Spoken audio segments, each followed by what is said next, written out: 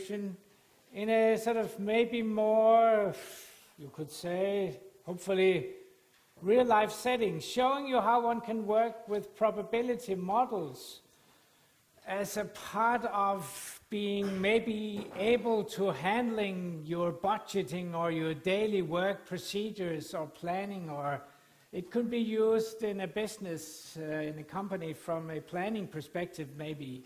That would be one use of such probability models. For instance, the interesting thing of queuing theory, or being able to handle, in this case, calls to a call center, trying to think about how often calls are coming, and then trying to do something about it. Let's read the story. The thing is now, we are concerned with the fact that we'd like to correct the errors that we will get reported to our call center each day. So, now we do an assumption. This could be based on historical data, typically, in such a case. So that would, in fact, be the statistics part of it. But now it's not a statistics exercise. It's also actually a small probability exercise. So let's assume that we know something, which usually would be the purpose from a statistical perspective. But let's assume that we know that whenever we have an error reported to us, it will, in 7 out of 10 cases, be corrected within the same day. That's a kind of historical fact of the system we are facing. So that's what we will take as an assumption for everything that comes here. And it's even told to us twice. So we should know. So, what is the random variable if we want to put this into our modeling? That's sometimes the challenge, both in exercises, maybe not so much because maybe you're helped a lot, I think.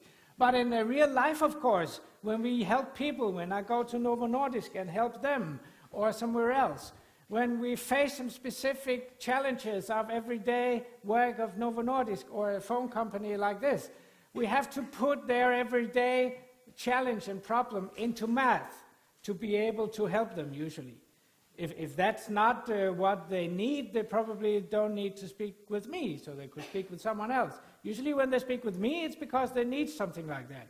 So I should need to put the real life into math, and then I can start, if I can put it into math, I can start using my models and my math to help them. Because then I can do some computations and some stuff for them that could be interesting for them to know about, right? That's why we're here, to do stuff like that. So if we want to be very formal about it, what is the random variable here? I would say, sorry for not waiting for you, that maybe there could be different ones, of course, but let me then define. I think what we should be interested in is the number of corrected errors that we manage to do in a day, given that we have a number of errors reported in. Then, what distribution would that follow? Yeah, I taught you one distribution so far, so hey, not a big surprise.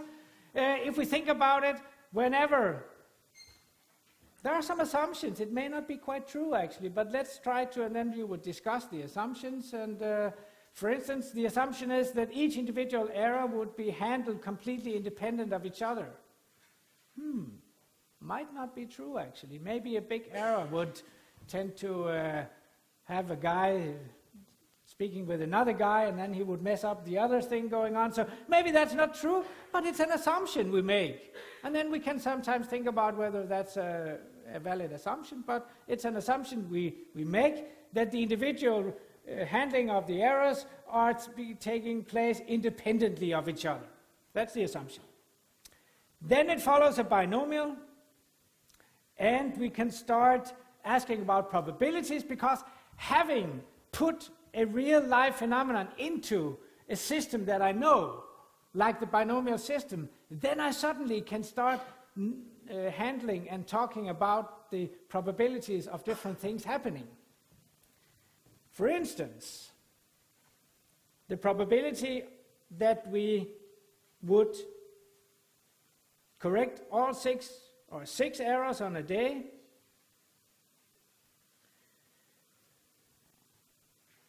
Yeah, what's the number of repeats? That's the n. We haven't set that so far yet, but let's see what happens. What is the probability of success in this case? That's the 70%, right? Let's see. Oh, I was right.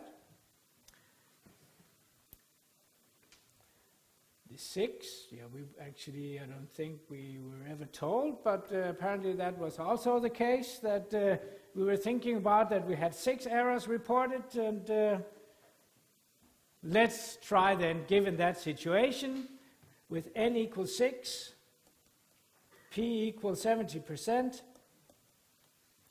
What is the probability to get 2 or less errors corrected? So if we get 6 errors reported, what is the probability that we only manage to capture 0, 1, or 2?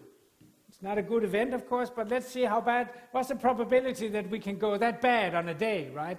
Why would I compute the probability? Yes, because that would tell me something about how often that would happen to me. How often would it happen that I only managed to do only up to and including 2 out of 6? So the random variable is, you see all the same stuff again, because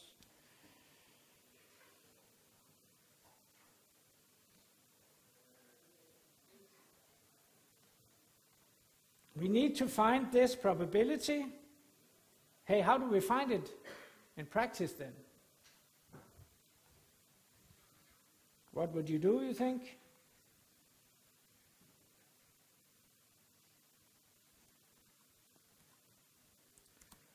Let's find the first one. What is the probability to get all 6 corrected out of 6 when the individual correction probability is 70%? Wouldn't you expect that to be this number also? All of them should be corrected, right? Let's see. Whoop, yeah, matches up. There's only 12% chance, so only 12 out of 100 days, approximately 1 out of 10 days, you would manage to handle all 6 of them. We're talking about days where you get 6 errors reported. So only 10% of those days, 12%, you will manage all of them. What about this sort of bad thing? The probability of seeing less than or 2. So I put 2. I still tell the function that it's n equal to 6, the p is 0.7. And then I look at this up here, I use the d for density, d binom. Here I use p binom, p for probability, understood the cumulative probability function, the capital F. Small f, capital F, they are there in R for us to work with. This didn't feel good. That felt better again. In 7 out of 100 days, we will be in this pretty poor situation of being able to handle only 0, 1, or 2 errors on a day. Not often, but maybe we should think about how expensive that is to us. This was a little binomial example of how we can work with the binomial. You'll have the chance to practice that yourself later. So let's move on to the second one of the 3 distributions that we are going to meet.